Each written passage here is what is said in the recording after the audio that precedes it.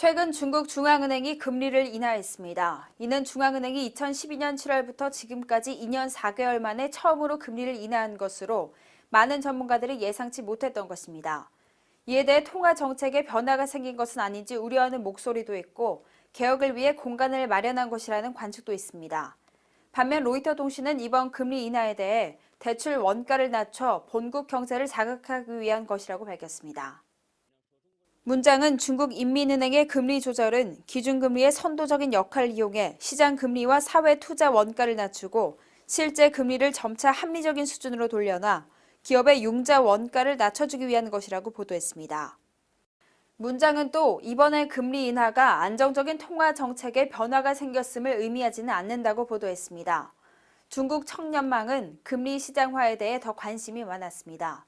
중국 청년망은 중앙은행이 금리를 인하했다는 소식이 업계에서는 금리의 시장화를 추진하기 위한 조치로 받아들여지고 있다고 보도했습니다. 문장은 이번의 금리 인하는 예전과 조금 다르다며 비대칭적인 방식, 즉 수신금리의 상승 공간을 확대하고 금리 기한 등급을 간소화했으며 이것은 거시적 조정 방식을 혁신한 것으로 금리 시장화의 일환으로 풀이된다고 설명했습니다. 중국 일보는 금리 인하는 전 세계의 자본시장에 영향을 줄 것이라고 했습니다.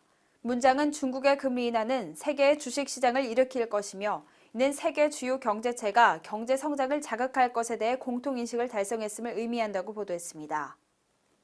문장은 이는 경제 성장의 전망과 주식시장의 유동성 공급에 유리한 것이며 특히 중국 주식시장이 그 혜택을 많이 보게 될 것이라고 밝혔습니다.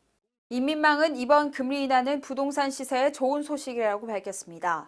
주택 구매자가 20년을 기한으로 100만 위안의 대출을 냈을 경우 기준금리로 계산하면 매달 230위안씩 적게 내게 되며 20년이면 5만여 위안의 이자를 절약하게 됩니다.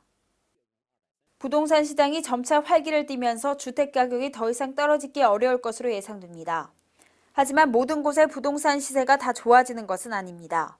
문장은 대도시의 부동산 시세는 반등할 가능성이 많지만 작은 도시는 주택 재고가 많은 반면 인구 유입량이 적어 반등할 가능성이 희박할 것이라고 풀이했습니다.